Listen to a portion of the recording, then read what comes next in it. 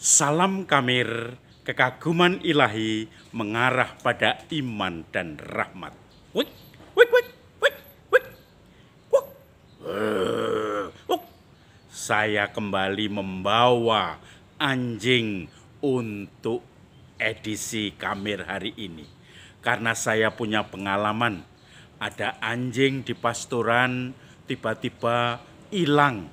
Dan kemudian setelah 2 hari tidak muncul, tiba-tiba muncul lagi dan dengan kelaparan, kelihatannya dengan wajah yang sudah letih lesu karena mungkin kesulitan mendapat makan 2 hari, kemudian balik lagi. Dan langsung saya kasih makan sebanyak-banyaknya, seenak-enaknya, menurut selera anjing. Kemudian akhirnya anjing itu pun merasa nyaman. Tidur seharian karena mungkin capek, tidak tenang, tidak merasa aman di luar. Dan kemudian balik lagi. Huk, huk, huk, huk.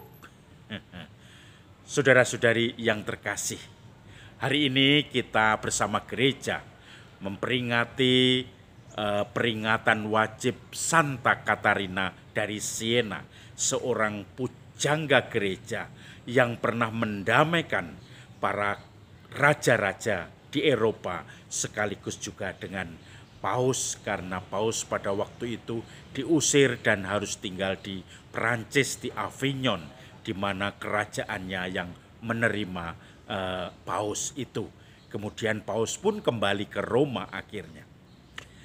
Saudara-saudari yang terkasih, Injil hari ini, Injil bacaan harian, berbicara tentang para murid yang kemudian lari meninggalkan Yesus. Karena apa? Karena ajaran Yesus menimbulkan perbantahan. Ajaran Yesus menimbulkan percekcokan. Yesus mengatakan, tubuhku, dagingku benar-benar makanan, darahku benar-benar minuman. Barang siapa tidak makan dagingku dan tidak minum darahku, dia tidak akan mendapatkan hidup kekal. Lalu orang pada bingung, ajaran ini keras. Bagaimana mungkin kita makan dagingnya, kita minum darahnya? Memang pada zaman itu ada agama-agama kuno, agama-agama pagan, kepercayaan-kepercayaan yang tidak jauh dengan persembahan daging, baik binatang maupun manusia, darahnya baik binatang maupun manusia. Maka kemudian Yesus pun mengatakan, tubuhku benar-benar makanan, darahku benar-benar minuman, dagingku. Maka kemudian para murid mulai, karena itu ajaran yang sangat bertentangan pada waktu itu, mereka mulai meninggalkan Yesus. Ajaran ini keras, siapa yang bisa menanggungnya? Lalu tinggal 12 murid Yesus yang bersama-sama dengan Yesus. Tentu dengan kekecewaan karena tadi pengikut dari Yesus sudah banyak, tetapi tiba-tiba harus hilang, harus pergi. Maka kemudian saudara-saudari, mereka pun ditanya oleh Yesus, kamu tidak mau pergi juga? Lalu Simon Petrus menjawab mewakili 12 murid itu, kemana kami akan pergi? Kepada siapa kami harus pergi? Padahal kami tahu, kami yakin, kami percaya Engkaulah yang hidup dari Allah. Engkaulah kebenaran. Engkaulah sabda kehidupan. Maka kemudian Petrus pun akhirnya mengikuti Yesus. Dan nanti di dalam karya-karya di Kisah Para Rasul, Petrus selalu membawa mukjizat dari kepercayaannya itu. Dipercaya oleh Yesus untuk memberikan penyembuhan. Baik yang sudah mati seperti Dorcas, itu juga akhirnya dibangunkan, yang keluarga dari Dorcas itu. Kemudian juga yang sakit disembuhkan, yang lumpuh pun akhirnya bisa berjalan. Dalam nama Tuhan Yesus Kristus yang telah kamu salibkan, yang bangkit, maka aku mengatakan berjalanlah.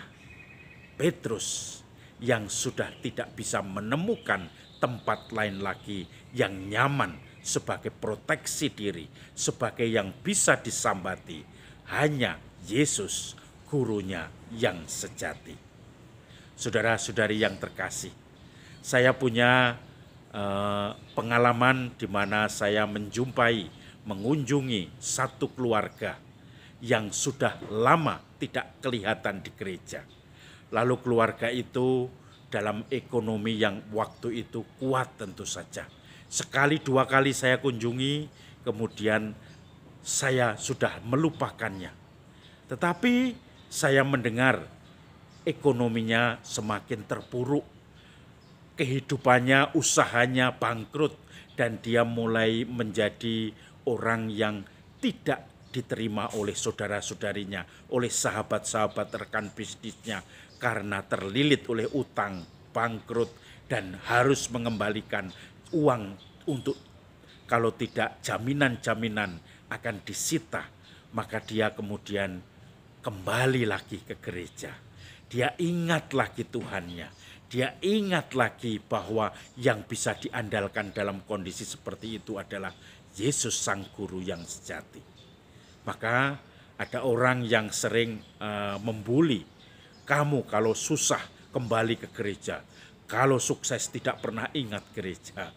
Tetapi tentu saja bukan seperti itu, bahwa dia harus bersyukur, kita harus bersyukur dalam kondisi di mana terpuruk. Dia ingat Tuhan, untung, dan dia akhirnya kembali kepada Tuhan. Dan ini menjadi satu yang sangat positif. Karena seperti anak yang hilang, yang menghambur-hamburkan uang, kembali untuk pertobatan, itu akan menggembirakan banyak orang.